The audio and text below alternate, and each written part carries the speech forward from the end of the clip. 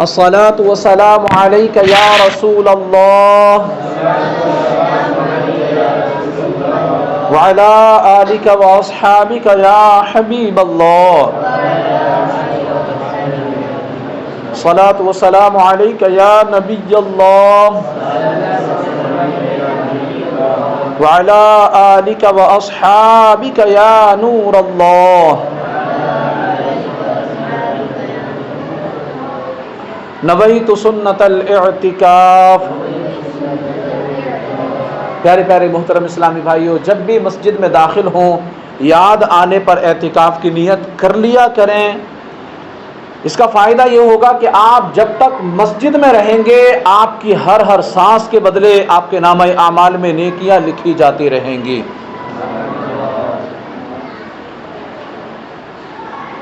صلو علی الحبیب صلی اللہ علی محمد صلی اللہ علیہ وسلم۔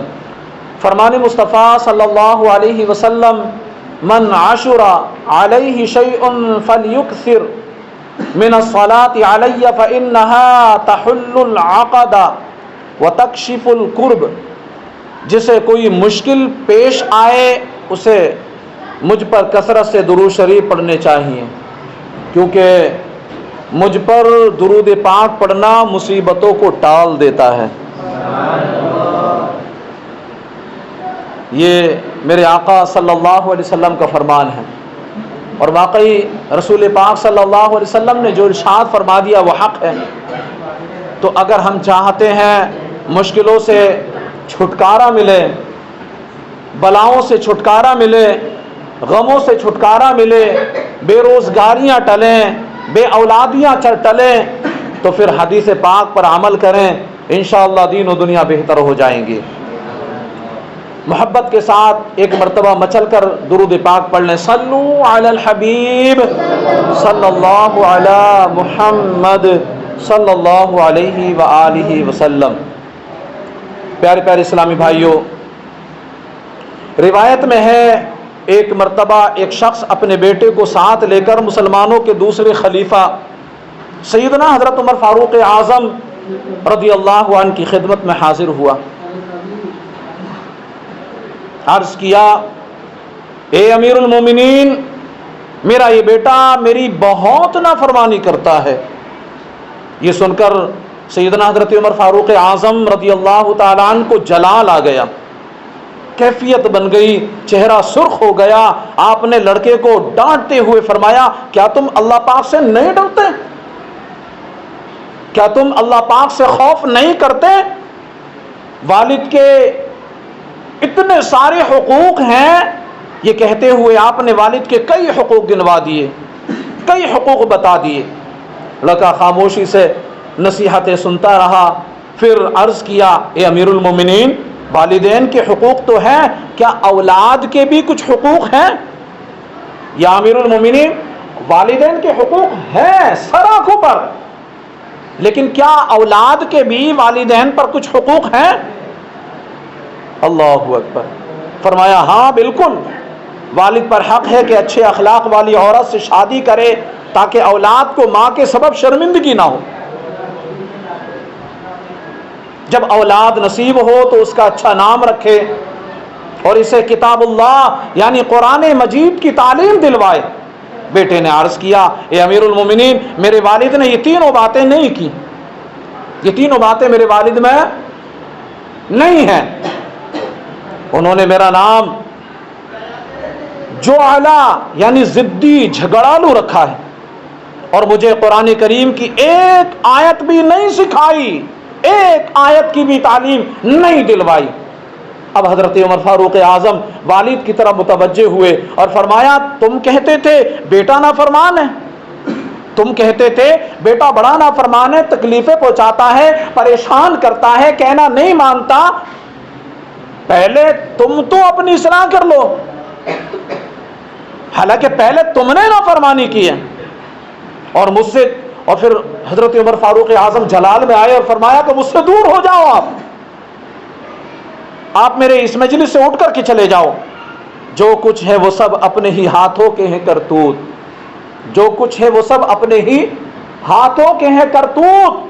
شکوا ہے زمانے کا نہ قسمت کا گلا ہے، دیکھے ہیں یہ دن اپنی ہی غفلت کے بدولت، سچ ہے کہ برے کام کا انجام برا ہے۔ ہاں برے کام کرو گے تو انجام برا ہی ہوگا۔ لاسٹ میں جو آپ کو دیکھنے ملے گا، پہلے آپ پودا لگا دو، اچھا پودا لگاؤ گے تو میٹھا پھل ملے گا، اور برا پودا لگاؤ گے تو اس کا پھل کڑوا ہی ہوگا، انجام برا ہے۔ او مسلمانوں، اس واقعے میں غور فرمائیے، اس میں کتنی عبرت ہے۔ یہ ایک واقعہ ہمارے بہت سارے گھروں کی عکاسی کر رہا ہے۔ کتنے والدین ہیں جو اولاد کی نافرمانیوں سے پریشان نظر آتے ہیں۔ بیٹے جوان ہو گئے، والدین کی ایک نہیں مانتے، لڑائی جھگڑے کرتے ہیں، والدین کو ستاتے ہیں، ناک میں دم کر کے رکھتے ہیں۔ امید بند گئی تھی کہ بڑھاپے کا سہارا بنیں گے، مگر یہ تو رسوائی کا سبب بن گئے۔ کتنے نوجوان ہیں جو بوڑھے والدین کو اولڈ ہاؤس میں چھوڑ آتے ہیں۔ تنگ آ گئے ہم ان سے، ایسے کھانستے ہیں، ایسے چلاتے ہیں، ایسے ہم کو پریشان کرتے ہیں، نہ دن کو چین لگنے دیتے، نہ رات کو چین کی اور سکون کی نیند لینے دیتے، اولڈ ہاؤس چھوڑ کر کے آ جاتے ہیں۔ اور بے شرم، تیری خاطر انہوں نے نیندوں کو قربان کیا تھا، تیری خاطر انہوں نے چینوں کو اپنے برباد کر دیا تھا۔ تجھے ذرا سی کھانسی آتی تھی، لے کر کے ہاسپٹل پہنچتے تھے، تیرے سر میں ذرا درد ہوتا تھا، تیرا سر ذرا گرم ہو جاتا تھا، بے چین ہو جایا کرتے تھے، فوراً ہاسپٹل کا رخ کیا کرتے تھے۔ تیری خاطر انہوں نے نیندوں کو قربان کر دیا، اور جب آج ان کو تیری ضرورت ہے، آج جب ان کو تیری ضرورت ہے تو کیا کر رہا ہے؟ اولڈ ہاؤس کا ان کو منہ دکھا رہا ہے۔ اللہ اکبر۔ کتنے نوجوان ہیں جو والدین کی زندگی سے تنگ آئے رہتے ہیں۔ یہ نوجوان جب دوستوں کے ساتھ مل کر بیٹھتے ہیں، والدین کی غیبتیں کرتے ہیں۔ بڈھا سٹیا گیا ہے، انتہائی حقارت والے الفاظ سے والدین کو یاد کیا جاتا ہے، نقلیں اتارتے ہیں، والدین کو منہ چڑھاتے ہیں۔ کتنے والدین ہیں جو بیچارے اولاد کی وجہ سے جیل خانوں میں پڑے ہوئے ہیں، جیلوں میں پڑے ہوئے ہیں۔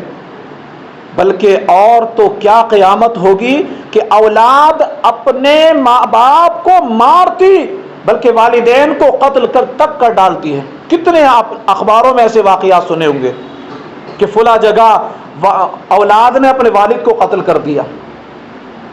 یہ تو حد ہو گئی، یہ تو انتہا ہو گئی۔ اللہ پاک کی پناہ، یہ انتہائی ظلم ہے۔ اللہ پاک ارشاد فرماتا ہے، فَلَا تَقُلْ لَهُمَا اُفٍّ وَلَا تَنْهَرْهُمَا، تو ان سے اف تک نہ کہنا اور انہیں نہ جھڑکنا۔ اللہ اکبر۔ والدین کے سامنے اف تک بولنے سے منع کیا گیا ہے، تو سوچئے ان کو ستانے، دل دکھانے، ان کے سامنے اونچی آواز سے بولنے، گالیاں دینے، مارنے وغیرہ کا کیا حکم ہو؟ غرض والدین کے حقوق بہت زیادہ ہیں، اتنے ہیں کہ آدمی پورے نہیں کر سکتا۔ حدیثوں میں بتایا گیا والدین آدمی کی جنت بھی ہیں اور دوزخ بھی ہیں۔ جو ان کی خدمت کرے جنتی ہے، اور جو ان کی نافرمانی کرے، دل دکھائے، وہ جہنمی ہے۔ ماں کے قدموں تلے جنت ہے، باپ جنت کی چوکھٹ ہے۔ والدین کی ناراضگی میں اللہ پاک کی ناراضی ہے، والدین کی رضا میں اللہ پاک کی رضا ہے۔ اور جو والدین کا نافرمان ہو، اس کی کوئی عبادت قبول نہیں کی جاتی۔ یہ والدین کے حقوق ہیں، بلکہ یہ تو کچھ بھی نہیں، یہ تو کچھ بھی نہیں۔ اعلیٰ حضرت امام عشق و محبت، مجدد دین و ملت، مولانا شاہ امام احمد رضا خان رحمۃ اللہ علیہ سے پوچھا گیا والدین کی کتنے حقوق ہیں، والدین کے کتنے حقوق ہیں؟ فرمایا اتنے کہ ادا نہیں کر سکتے، فرمایا اتنے کہ ادا نہیں کر سکتے۔ یہاں تک کہ اگر والدین کا انتقال ہو جائے، بیٹا اگر کر سکتا ہو تو انہیں دوبارہ زندہ کریں، بیٹا اگر کر سکتا ہو تو انہیں دوبارہ زندہ کرے، یہ بھی حق ہے۔ اللہ اکبر۔ اے میرے پیارے اور محترم اسلامی بھائیوں، یہ سب کچھ اپنی جگہ بالکل درست ہے، مگر میں یہاں جس طرف توجہ دلانا چاہتا ہوں وہ یہ کہ والدین غور کریں، والدین غور کریں، کیا ہم اولاد کے حقوق ادا کر رہے ہیں؟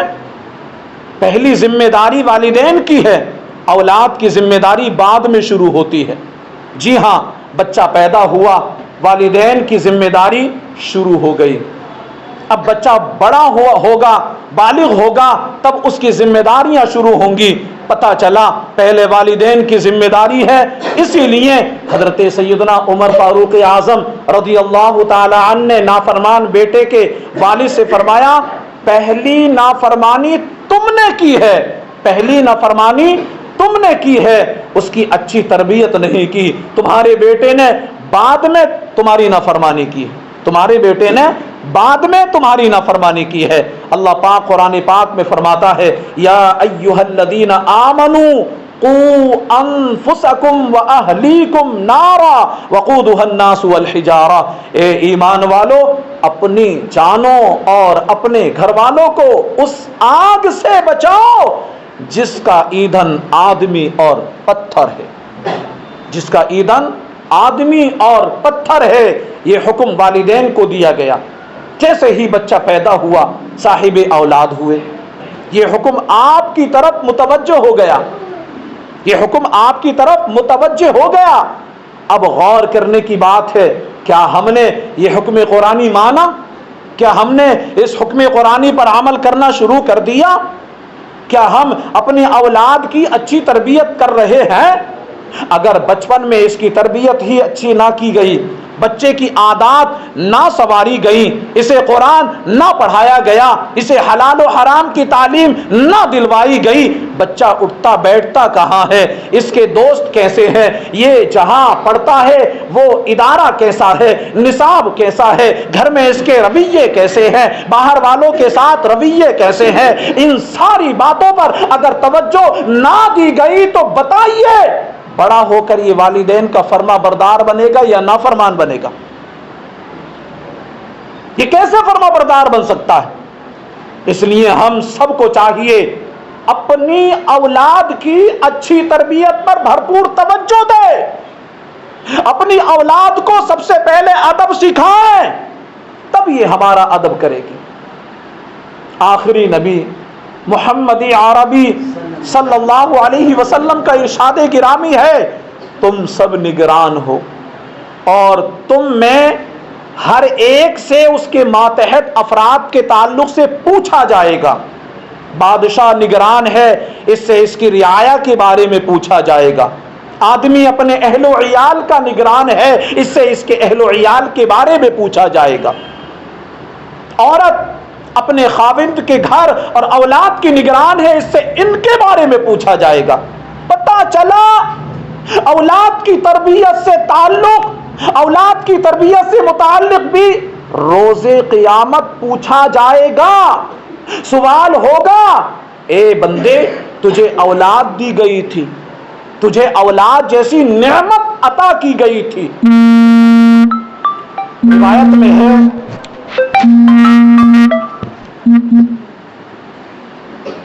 بندہ جب دنیا سے چلا جاتا ہے تو اگر نیک اولاد چھوڑ کر جائے، اگر وہ نیک اولاد چھوڑ کر جائے تو اس کی قبر میں اس کا ثواب پہنچتا رہے گا، اس کی قبر میں اس کا ثواب پہنچتا رہتا ہے۔ اور اگر اولاد کی اچھی تربیت نہ کی ہو، اولاد گناہوں اور عیاشیوں میں مصروف رہنے والی ہو تو اولاد کے گناہوں کا وبال اس بندے پر بھی پڑتا ہے، اس کی قبر میں اس کا بھی عذاب پہنچے گا۔ اور مسلمانوں، ہمیں چاہیے اولاد کی اچھی تربیت کریں، اپنی اولاد کو اچھی باتیں سکھایا کریں۔ ویسے یہ بھی ایک مسئلہ ہے، تقریباً ہر والد چاہتا ضرور ہے کہ میں اپنی اولاد کی تربیت اچھی کروں۔ عموماً والدین کی زبان پر ہوتا ہے میں چاہتا ہوں، جو میں نہیں کر پایا، جملے پر غور کریں، اولاد والدین چاہتے ہیں جو میں نہیں کر پایا وہ میرا بیٹا کرے، وہ میرا بیٹا کرے۔ ایسی خواہشیں تقریباً تمام والدین کی ہوتی ہیں، مگر سوال پیدا یہ ہوتا ہے، ہم نے اولاد کو سکھایا کیا ہے؟ ہم نے اولاد کو سکھایا کیا ہے؟ آئیے اس تعلق سے کچھ روایات سنتے ہیں۔ حضرت جندب بن عبداللہ رضی اللہ عنہ فرماتے ہیں، پیارے آقا مکی مدنی مصطفیٰ صلی اللہ علیہ وسلم کی ظاہری زندگی مبارک کے زمانے میں ہم چھوٹے بچے تھے، آپ صلی اللہ علیہ وسلم ہمیں قرآن سکھانے سے پہلے ایمان سکھایا کرتے تھے۔ کیا کیا کرتے تھے؟ قرآن سکھانے سے پہلے ایمانیات سکھایا کرتے تھے۔ رسول پاک صلی اللہ علیہ وسلم جب ایمان سیکھ لیتے پھر قرآن سکھاتے تو ہمارا ایمان مزید پختہ ہو جایا کرتا تھا۔ اللہ اکبر۔ تو پتہ چلا یہ محبوب کریم صلی اللہ علیہ وسلم کی سنت ہے کہ اولاد کو سب سے پہلے ایمان سکھایا جائے، اولاد کو سب سے پہلے ایمان سکھایا جائے۔ اب آپ کہیں گے کہ ایمان کیسے سکھانا ہے؟ اس کے لیے بچوں کو مشق کروانی ہوگی، بچوں کو کلمہ سکھائیں، بنیادی عقائد سکھائیں، اللہ پاک سے بچوں کو اللہ ایک ہے بچوں کو سکھائیں، ہمیں پیدا کس نے کیا؟ اللہ پاک نے کیا۔ ہمیں رزق کون دیتا ہے؟ ابو جان یا امی جان؟ نہیں، ہمیں رزق اللہ پاک دیتا ہے۔ بیمار ہو جائیں تو شفا کیسے ملتی ہے؟ دوا کھانے سے یا انجیکشن لگوانے سے؟ دونوں طرح سے نہیں، شفا اللہ پاک دیتا ہے۔ پیارے آقا مکی مدنی مصطفیٰ صلی اللہ علیہ وسلم آخری نبی ہیں، ہمارے سارے صحابہ کرام جنتی ہیں، تمام اہل بیت ہمارے سروں کے تاج ہیں، دلوں پر ان کا راج ہے۔ اولیاء کرام کا ہمیشہ ادب کیا جاتا ہے۔ اس تعلق سے بچوں کے واقعات سنائیں، بچوں کو ان تمام بزرگان دین کے واقعات سنائیں، صحابہ کے واقعات سنائیں، اولیاء کرام کی محبتوں کے ان کے دلوں میں بھر دیں، ان کے سامنے نیک لوگوں کا ذکر کریں۔ صحابہ، اہل بیت، اولیاء کرام کا ذکر کرتے وقت آواز آہستہ، لہجے میں ادب رکھتے ہیں، لفظ احتیاط سے بولتے ہیں۔ ان سب باتوں کی پریکٹس کروائیں، یہ ایمان سکھانا ہے، یہ ایمان سکھانا ہے، اس کو ایمان سکھانا کہا جاتا ہے۔ حضرت سہل بن عبداللہ تستری رحمت اللہ علیہ فرماتے ہیں، میں 3 سال کا تھا۔ توجہ فرمایا، کیا فرماتے ہیں حضرت عبداللہ بن تستری رحمت اللہ علیہ؟ میں 3 سال کا تھا، میں 3 سال کا تھا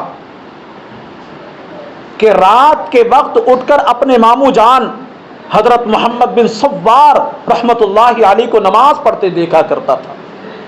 ایک دن انہوں نے مجھ سے فرمایا، کیا تم اللہ پاک کو یاد نہیں کرتے؟ کیا تم اللہ پاک کو یاد نہیں کرتے جس نے تجھے پیدا فرمایا ہے؟ میں نے پوچھا، میں اسے کیسے یاد کروں؟ اے ماموں جان، میں اللہ پاک کو کیسے یاد کروں؟ فرمایا، جب رات کو سونے لگو تو زبان کو حرکت دیے بغیر، زبان کو، اب توجہ فرمائیں، یہ کیسی نصیحت کر رہے ہیں؟ فرماتے ہیں، اے میرے پیارے بھانجے، اے میرے پیارے بچے، زبان کو حرکت دیے بغیر محض دل میں 3 مرتبہ یہ کلمات کہو، اللہ معی، اللہ ناظر الی، اللہ شاہدی۔ یہ 3 کلمات بغیر زبان ہلائے محض دل میں کہہ لو، یعنی اللہ میرے ساتھ ہے، اللہ مجھے دیکھتا ہے، اللہ میرا گواہ ہے۔ فرماتے ہیں، میں نے چند راتیں یہ کلمات پڑھے اور پھر ان کو بتایا، یعنی اپنے ماموں جان کو بتایا۔ انہوں نے فرمایا، اب ہر رات 7 مرتبہ پڑھو کرو۔ کیا فرمایا؟ اب 7 مرتبہ ان کلمات کو پڑھا کرو۔ میں نے ایسا ہی کیا اور پھر ان کو بتایا، اپنے ماموں جان کو پھر بتایا۔ فرمایا، ہر رات 11 مرتبہ یہ کلمات پڑھا کرو۔ آپ کے ماموں جان نے پھر تیسری نصیحت کیا فرمائی؟ 11 مرتبہ اس کو پڑھا کرو۔ اللہ اکبر۔ فرماتے ہیں، میں نے اسی طرح پڑھا تو میرے دل میں اس کی لذت معلوم ہوئی۔ حضرت سہل بن عبداللہ تستری رحمۃ اللہ علیہ فرماتے ہیں کہ جب میں نے ماموں جان کے بتانے کے مطابق ان کلمات کو 11 مرتبہ پڑھنا شروع کیا، مجھے اپنے اندر ان کلمات کی لذت محسوس ہونے لگی، لذت محسوس ہونے لگی۔ اللہ اکبر۔ جب 1 سال گزر گیا تو میرے ماموں جان نے فرمایا میں نے جو کچھ تمہیں سکھایا ہے اسے قبر میں جانے تک ہمیشہ پڑھتے رہنا، اسے قبر میں جانے تک ہمیشہ پڑھتے رہنا۔ اللہ اکبر۔ پھر کیا ہوا؟ یہ تمہیں دنیا اور آخرت میں نفع دے گا۔ فرماتے ہیں میں نے کئی سال تک ایسا ہی کیا تو میں نے اپنے اندر اس کا بے انتہا مزہ پایا، بے انتہا سرور پایا۔ میں تنہائی میں اس کا ذکر کرتا رہا۔ پھر ایک دن میری ماموں جان نے فرمایا اے سہل، اللہ پاک جس شخص کے ساتھ ہو، اسے دیکھتا ہو اور اس کا گواہ ہو، کیا وہ اس کی نافرمانی کر سکتا ہے؟ کتنی مزے کی بات ہے، توجہ فرمائیں۔ حضرت سہل بن عبداللہ تستری رحمۃ اللہ علیہ کے ماموں جان فرماتے ہیں کہ اے میرے بھانجے، جس کو اللہ پاک دیکھتا ہو، گواہ بھی ہو اور موجود بھی ہو، کیا وہ بندہ اللہ سے حیا نہیں کرے گا؟ کیا اللہ سے نہیں ڈرے گا؟ کیا اس کی وہ نافرمانی کرتا ہے گا؟ ہرگز نہیں۔ لہذا تم اپنے آپ کو گناہوں سے بچانا، یہ ہے ایمان سکھانا، یہ ہے ایمان سکھانا۔ اللہ پاک دیکھ رہا ہے اور میرے ساتھ ہے، بچوں کو اس کی پریکٹس کروائیں۔ اللہ معیہ، اللہ ناظر الیہ، اللہ پاک میرے ساتھ ہے، اللہ پاک مجھے دیکھ رہا ہے، اس کا وظیفہ کروائیں۔ یوں آہستہ آہستہ یہ بات، آہستہ آہستہ یہ بات ان کے دل میں قرار پکڑ جائے گی۔ اگر یہ بات ان کے دل میں قرار پکڑ گئی تو انشاءاللہ الکریم ان کی زندگی سنور جائے گی۔ یہ ہے ایمان سکھانا۔ اے میرے پیارے اور محترم اسلامی بھائیوں، پیارے آقا صلی اللہ علیہ وسلم کی سنت مبارکہ کیا ہے؟ آپ پہلے ایمان سکھاتے تھے، پھر قرآن سکھایا کرتے تھے۔ یہ دوسری چیز ہے جو ہم نے اولاد کو سکھانی ہے۔ کیا قرآن کریم اللہ پاک کی کتاب، حدیث پاک میں ہے والد پر اولاد کے 3 حقوق ہیں۔ اب توجہ فرمائیں، والد پر اولاد کے کتنے حقوق ہیں؟ 3 حقوق ہیں۔ زور سے بولے کتنے حقوق ہیں؟ 3 حقوق ہیں۔ نمبر 1 ان یحسن اسمہ، اس کا اچھا نام رکھے۔ نمبر 2 وَيُعَلِّمُهُ الْكِتَابَ، اس کو قرآن کریم کی تعلیم دلوائے۔ نمبر 3 وَيُزَوِّجُهُ إِذَا أَدْرَكَ، جب بڑا ہو جائے تو اس کا نکاح کر دے۔ یہ 3 حقوق ہیں والدین پر، یہ 3 حقوق ہیں۔ اولاد کا اچھا نام رکھنا ہے۔ ہمارے ہاں یہ بھی حیرت انگیز معاملہ ہے، لوگ اچھوتے نام رکھتے ہیں۔ جی جناب کون سا اچھا نام ہے؟ ایسا ماڈرن نام ملے، ایسا اچھا نام ملے کہ کسی کا نام ہی نہ ہو، وہ منفرد ایسا نام جو کسی کا نہ ہو۔ چلیں یہاں تک تو خیر ہے، یہاں تک تو خیر ہے، مگر اس جذبے کے تحت ایسے ایسے بے معنی بلکہ برے معنی والے نام رکھ دیتے ہیں کہ بس بندہ سنے تو کانوں کو ہاتھ لگا لے، سنے تو کانوں کو ہاتھ لگا لے۔ نام اچھا رکھنا اولاد کے حقوق میں سے ایک حق ہے، لہذا اپنے بچوں کے نام اچھے رکھا کیجئے۔ پیارے آقا مدینے والے مصطفیٰ صلی اللہ علیہ وسلم کے شہزادے حضرت ابراہیم رضی اللہ عنہ کی ولادت ہوئی تو فرمایا میں نے اپنے بیٹے کا نام اپنے والد ابراہیم علیہ السلام کے نام پر ابراہیم رکھا ہے۔ اب توجہ کریں، اب توجہ کریں، ویسے بھی تو کہا جا سکتا تھا نا، پیارے آقا صلی اللہ علیہ وسلم ویسے بھی بتا سکتے تھے کہ میں نے اپنے بیٹے کا نام ابراہیم رکھا ہے۔ توجہ ہے نا آپ کی، ویسے بھی بتا سکتے تھے میں نے اپنے بیٹے کا نام ابراہیم رکھا ہے، مگر پیارے آقا صلی اللہ علیہ وسلم نے اس نام کے انتخاب کی حکمت بھی ساتھ بیان فرمائی. گویا یہ بتایا گیا کہ اے میرے غلاموں، میں امام الانبیاء ہوں، میں امام الانبیاء ہو کر نبیوں کے نام پر نام رکھ رہا ہوں، تو تم بھی اپنے بچوں کے نام بزرگوں کے نام پر رکھنا. تو تم بھی اپنے بچوں کے نام بزرگوں کے نام پر رکھنا. لہذا ہمیں چاہیے کہ بزرگوں کے، نیک لوگوں کے، صحابہ اور اولیاء کے ناموں پر نام رکھیں. اپنے بچوں کا نام محمد رکھیں، ابو بکر رکھیں، عمر رکھیں، عثمان رکھیں، علی رکھیں، معاویہ رکھیں. بلکہ امیر اہل سنت دامت برکاتہم العالیہ فرماتے ہیں معاویہ علی، معاویہ حسن، معاویہ حسین رکھیں، عبد القادر رکھیں، غلام غوث رکھیں، غلام محی الدین رکھیں، عبید رضا رکھیں. ایسے پیارے پیارے نام رکھیں تو انشاءاللہ اس کی برکتیں بھی نصیب ہوں گی. ایسے اگر نام رکھیں گے تو انشاءاللہ اس کی برکتیں بھی نصیب ہوں گی. اولاد کا دوسرا حق پیارے آقا مدینے والے مصطفیٰ صلی اللہ علیہ وسلم نے بتایا، اپنے بچوں کو قرآن سکھاؤ، اپنے بچوں کو قرآن سکھاؤ. یہ سکھانے کی بات ہے، قرآن سکھائیں، اللہ پاک کا کلام سکھائیں. یہ بدقسمتی سے اب لوگوں کی توجہ قرآن سے ہٹتی جا رہی ہے، قرآن سے ہماری توجہ ہٹتی جا رہی ہے. ادھر ادھر کی بہت ساری باتیں سکھا دیں گے، طرح طرح کے ڈپلوما اور کورسز نہ جانے کیا کیا سکھا دیتے ہیں.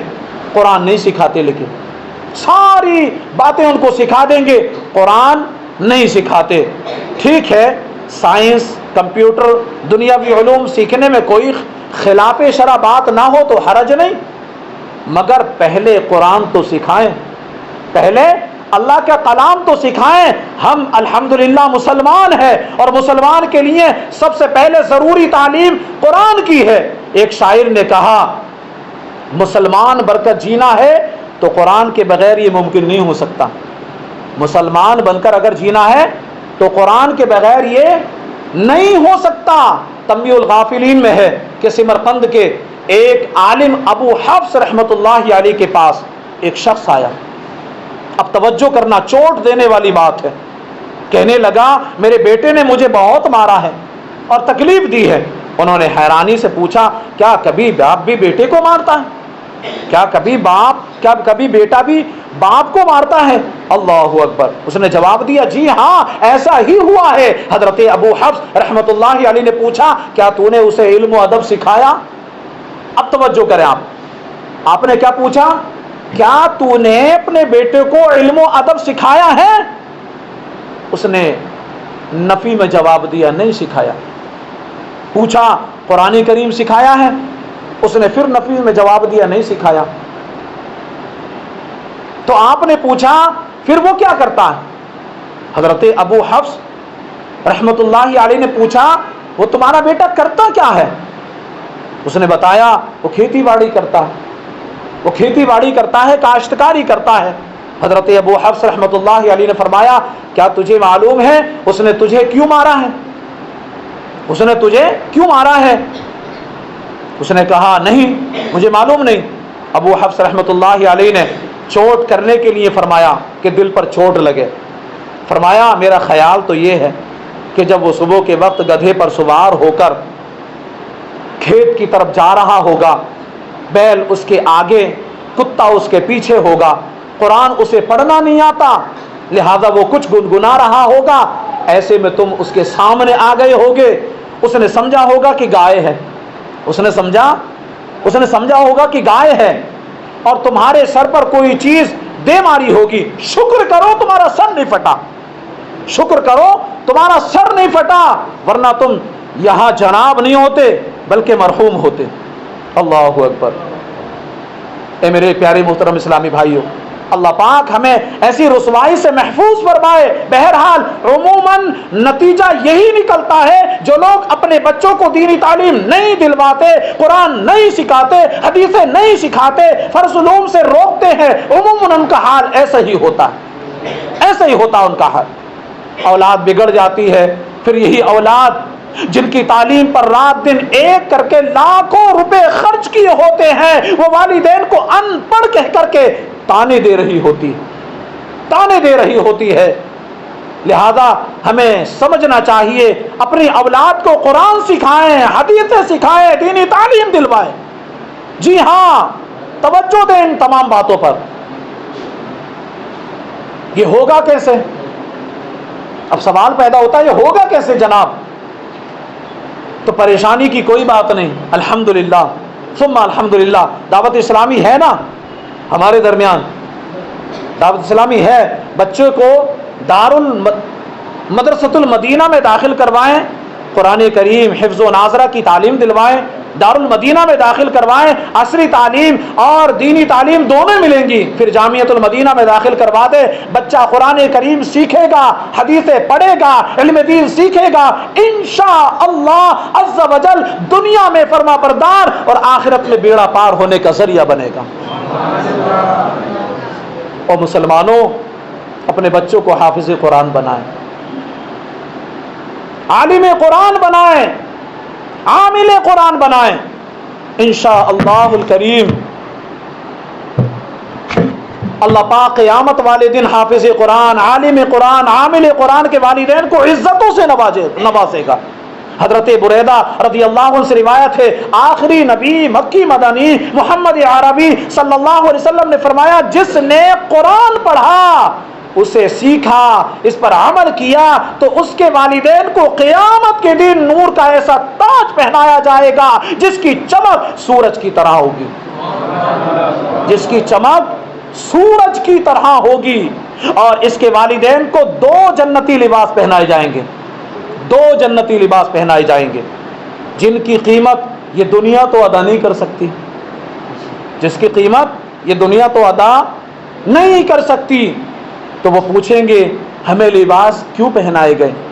قیامت کے دن جب انہیں لباس پہنائے جائیں گے تو پوچھیں گے، یہ لباس ہمیں کیوں پہنائے گئے ہیں؟ ان سے کہا جائے گا، تمہارے بچوں نے قرآن کو تھامے رکھا تھا، تمہارے بچوں نے دنیا میں قرآن کو تھامے رکھا تھا، اس تھامے رکھنے کے سبب اعزاز یہ ہے حافظ قرآن کو نصیب، عالم قرآن، عامل قرآن کو نصیب، اس کے والدین کو قیامت کے روز ہوگا خورشید سے بھی روشن تاج نصیب۔ اور مسلمانوں، یہ 2 باتیں ہو گئیں جو ہم نے اپنی اولاد کو سکھانی ہے، ایک ایمان سکھانا، دوسرا قرآن۔ اب تیسری چیز جو ہم نے اپنی اولاد کو سکھانی ہے وہ ہے فکر آخرت۔ بڑی اہم بات ہے، وہ توجہ فرمائے، وہ کیا ہے؟ فکر آخرت، آخرت کی فکر سکھانا ہے۔ جی ہاں، اپنی اولاد کو بچپن ہی سے آخرت کی فکر کرنے والا بنائیں گے، تبھی وہ آخرت کی تیاری درست طریقے سے کر سکیں گے۔ اس تعلق سے صحابہ کرام کا عمل مبارک دیکھیے۔ حضرت راشد بن سعد رحمۃ اللہ علیہ سے روایت ہے، رسول عربی مکی مدنی محمد عربی صلی اللہ علیہ وسلم نے فرمایا، اپنی دلیل سیکھو۔ کیا فرمایا؟ اپنی دلیل سیکھو، کیونکہ تم سے پوچھا جائے گا۔ اس فرمان کا ایسا اثر ہوا کہ انصار میں سے جب کسی کی موت قریب آتی تو وہ اسے نکیرین کے سوالوں کے جواب سکھاتے، نکیرین کے سوالوں کے جواب سکھاتے، اور بچہ جب سمجھ بوجھ والا ہو جاتا اسے بھی کہتے کہ جب تم سے پوچھا جائے تمہارا رب کون ہے، جب تم سے پوچھا جائے تمہارا رب کون ہے تو کہنا میرا رب اللہ ہے، جب تم سے پوچھا جائے تمہارا دین کیا ہے تو کہنا میرا دین اسلام ہے، تو کہنا میرا دین اسلام ہے، اور جب یہ سوال ہو کہ تمہارے نبی کون ہے تو کہنا میرے نبی محمد عربی صلی اللہ علیہ وسلم۔ یہ صحابہ کرام کا جذبہ تھا۔ یہ بھی ایمان سکھانا ہے، بچے کو شروع ہی سے اللہ پاک کا نام بھی سکھائیں، اپنا دین بھی بتائیں، پیارے آقا صلی اللہ علیہ وسلم کے بارے میں بھی سکھائیں۔ پھر صحابہ کرام کے اس عمل مبارک میں دیکھیے انہیں اپنے بچوں کی قبر بہتر کرنے کی کیسی فکر ہوتی تھی، کیسی فکر ہوتی تھی انہیں۔ آج کل ہمیں بچوں کا دنیاوی مستقبل اچھا بنانے کی فکر ہوتی ہے بس۔ موت کا کیا بھروسہ پیارے، کیا خبر کل آتی آج آ جائے۔ اس لیے بچوں کی آخرت بہتر بنانے کے متعلق بھی تربیت ہونی چاہیے۔ ہم لوگ بچوں کی دنیا بہتر بنانے کی فکر کرتے ہیں، جبکہ سبق کیا ہے؟ ہم اپنی آخرت بہتر بنانے کی فکر کریں اور بچوں کو بھی یہی فکر دیں۔ سیرت مصطفیٰ کا ایک خوبصورت واقعہ، اس کے بعد اپنی بات کو مکمل۔ روایت ہے مصطفیٰ کریم صلی اللہ علیہ وسلم کی عادت کریمہ تھی کہ سفر کی ابتدا بھی سیدہ فاطمہ رضی اللہ تعالی عنہا کے گھر مبارک سے کرتے تھے، اور واپسی پر بھی سب سے پہلے انہی کے گھر تشریف لاتے تھے۔ یہ بھی ہماری تربیت ہے۔ اور فرمائیں پیارے آقا صلی اللہ علیہ وسلم کو شہزادی صاحبہ سے محبت کیسی تھی، کیسی محبت تھی، اللہ اکبر۔ ایک مرتبہ پیارے آقا مدینے والے مصطفیٰ صلی اللہ علیہ وسلم سفر سے واپس تشریف لائے، سیدہ فاطمہ زہرا رضی اللہ تعالیٰ عنہ کے گھر پہنچے، دیکھا کہ دروازے پر نقش و نگار والا خوبصورت پردہ لٹک رہا ہے، اور حسنین کریمین رضی اللہ تعالیٰ عنہ کے ہاتھ میں چاندی کی بنی ہوئی چیز ہے۔ یہ دیکھ کر میرے آقا مدینے والے مصطفیٰ صلی اللہ علیہ وسلم ان سے ملے بغیر واپس تشریف لے آئے، نہیں ملے، واپس تشریف لے آئے۔ سیدہ فاطمہ زہرا رضی اللہ عنہا کو اندازہ ہو گیا، آپ نے فوراً پردہ اتارا، حسنین کریمین رضی اللہ عنہما سے وہ چاندی کی چیزیں لیں، بارگاہ رسالت میں بھیج دی بارگاہ رسالت میں۔ اب حسنین کریمین ننھے شہزادے تھے نا، ان سے وہ چیزیں جیسے لی گئیں تو دونوں رونے لگے، روتے روتے ہی بارگاہ رسالت مآب صلی اللہ علیہ وسلم میں حاضر ہوئے۔ آپ صلی اللہ علیہ وسلم نے ایک صحابی کو وہ چاندی عطا فرمائی اور حکم دیا اسے بیچ کر اور اس کے بدلے فاطمہ کے لیے لکڑی کا ہار بنا ہوا لے آؤ۔ بے شک یہ میرے اہل بیت ہیں، مجھے پسند نہیں ہے کہ یہ اپنی نعمتیں دنیا ہی میں استعمال کریں۔ اب توجہ فرمائیں، کیا شان ہے میرے آقا صلی اللہ علیہ وسلم کی کہ ہمارے ہاں بچوں کو موبائل تھما دیے جاتے ہیں، بچے اس میں جو چاہے دیکھیں، بچپن ہی میں ان کے ذہن خراب ہو، سوچے الٹ پلٹ ہو جائے، کوئی پرواہ نہیں کی جاتی۔ اگر کہا جائے کہ بھائی بچوں کو موبائل نہ دیا کریں، جواب ملتا ہے کیا کریں، روتے بوتے بچے، ان کو کیسے سنبھالا جائے؟ اللہ اللہ، دیکھیے ہمیں اپنے بچوں سے اتنی محبت تو نہیں ہے جتنی پیارے آقا صلی اللہ علیہ وسلم کو حسنین کریمین سے تھی۔ وہ دونوں شہزادے جن کی آنکھ کا آنسو آسمان کے فرشتے بھی گوارا نہیں کرتے تھے، وہ دونوں شہزادے رو رہے ہیں، اس کے باوجود آپ نے ان سے چاندی کی وہ چیز لے لی اور فرمایا میں نہیں چاہتا یہ اپنی نعمتیں دنیا ہی میں استعمال کر لے، میں نہیں چاہتا یہ نعمتیں دنیا ہی میں استعمال کر لیں۔ سبحان اللہ، یہ وہ تربیت ہے جو ان شہزادوں کی سیرت میں نظر آتی ہے۔ ہم جانتے ہیں میدان کربلا میں ایک طرف شہادت تھی، ایک طرف شہادت تھی، دوسری طرف تاج و تخت اور حکومت اور دنیا کا مال و دولت وغیرہ سب کچھ تھا، لیکن امام علی مقام امام حسین رضی اللہ تعالیٰ عنہ نے دنیا کی دولت کو ٹھوکر مار دی اور نانا کے دین کی خاطر شہادت کو گلے لگا لیا۔ آخر اتنی بڑی قربانی دینے میں راز کیا تھا؟ اتنی بڑی قربانی دینے میں راز کیا تھا؟ اللہ اکبر، اس کا راز یہ تربیت ہی تو تھی، اس کا راز نبی پاک صلی اللہ علیہ وسلم کی یہ تربیت ہی تھی جو پیارے آقا صلی اللہ علیہ وسلم نے بچپن ہی میں ان کی فرما دی تھی۔ ہمارے ہاں تو بچوں کو دنیا ہی سکھائی جاتی ہے، میرا بیٹا بڑا ہو کر افسر بنے گا، اس کے پاس گاڑیاں ہوں گی، اس کے پاس کوٹھی ہوگی، جہاز میں اڑے گا، یہ بنے گا وہ بنے گا۔ پھر نتیجہ کیا نکلتا ہے؟ آج کل کے نوجوان ہمارے سامنے کئی ایسے ہیں جو دنیا کے ذلیل دولت کی خاطر اپنا ایمان تک بیچ ڈالتے ہیں، پتہ ہی نہیں انہیں ایمان کتنی قیمتی چیز ہے، بیچ ڈالتے ہیں۔ الامان والحفیظ۔ تو پیارے محترم اسلامی بھائیوں، ہمیں چاہیے کہ ہم اپنی اولاد کی اچھی تربیت کریں، انہیں اچھا دین سکھائیں، اچھا اخلاق سکھائیں، اور بالخصوص قرآن کی تعلیم ضرور دلائیں، انہیں ایمانیات ضرور سکھائیں۔ اللہ پاک ہم سب کو کہنے سننے سے زیادہ عمل کی توفیق عطا فرمائے۔ آئیے دعوت اسلامی کے ہفتہ وار سنت و بھرے اجتماع میں پڑھے جانے والے 6 درود پاک اور دعائیں پڑھ لیتے ہیں۔ بزرگوں نے فرمایا جو شخص ہر شب جمعہ یعنی جمعرات اور جمعہ کی درمیانی رات اس درود پاک کو پابندی سے کم از کم 1 مرتبہ پڑھے، موت کے وقت سرکار مدینہ صلی اللہ علیہ وسلم کی زیارت کرے گا، اور قبر میں داخل ہوتے وقت بھی یہاں تک کہ وہ دیکھے گا کہ پیارے آقا صلی اللہ علیہ وسلم اسے قبر میں اپنے رحمت بھرے ہاتھوں سے اتار رہے ہیں۔ آئیے ہم بھی پڑھ لیتے ہیں۔ اللہم صلی وسلم وبارک علی سیدنا محمد الامی الحبیب العالی القدر العظیم الجاہ وعلى آلہ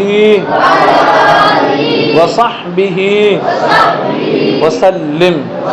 حضرت انس رضی اللہ عنہ سے روایت ہے کہ رسول پاک صلی اللہ علیہ وسلم نے فرمایا جو شخص یہ درود پاک پڑھے اگر کھڑا تھا تو بیٹھنے سے پہلے اور بیٹھا تھا تو کھڑے ہونے سے پہلے اس کے گناہ معاف کر دیے جائیں گے۔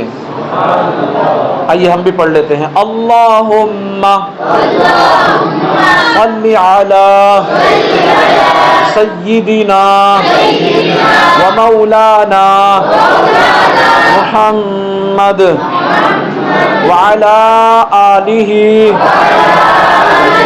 وسلم۔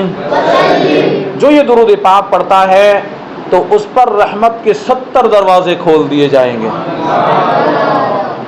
صلی اللہ علی محمد۔ حضرت احمد ساوی رحمۃ اللہ علیہ بعض بزرگوں سے نقل کرتے ہیں اس درود پاک کو ایک بار پڑھنے سے 6 لاکھ درود شریف کا ثواب ملتا ہے۔ آئیے ہم بھی پڑھتے ہیں۔ اللہم صلی علی سیدنا محمد عدد ما فی علم اللہ صلاة دائمة بدوام ملک اللہ۔ ایک دن ایک شخص آیا، رسول پاک صلی اللہ علیہ وسلم نے اسے اپنے اور صدیق اکبر رضی اللہ عنہ کے درمیان بٹھا دیا۔ اس سے صحابہ کرام کو بڑا تعجب ہوا، یہ کون ذی مرتبہ ہے، اتنے بڑے مرتبے والا ہے۔ جب وہ چلا گیا تو پیارے آقا صلی اللہ علیہ وسلم نے فرمایا جب یہ مجھ پر درود پاک پڑھتا ہے تو یوں پڑھتا ہے، اللہم صلی علی محمد کما تحب وترضى له۔ حضور پاک صلی اللہ علیہ وسلم کا فرمان معظم ہے جو شخص یوں درود پاک پڑھے اس کے لیے میری شفاعت واجب ہو جاتی ہے۔ اللہم صلی علی محمد وانزلہ المقعد المقرب عندک یوم القیامہ۔ حضرت ابن عباس رضی اللہ عنہما سے روایت ہے کہ حضور پاک صلی اللہ علیہ وسلم نے فرمایا اس کو پڑھنے والے کے لیے 70 فرشتے 1000 دن تک نیکیاں لکھتے رہتے ہیں۔ جزا اللہ عنا محمدا ما هو اہلہ۔ فرمان مصطفیٰ صلی اللہ علیہ وسلم جس نے اس دعا کو 3 مرتبہ پڑھا تو گویا اس نے شب قدر حاصل کر لی۔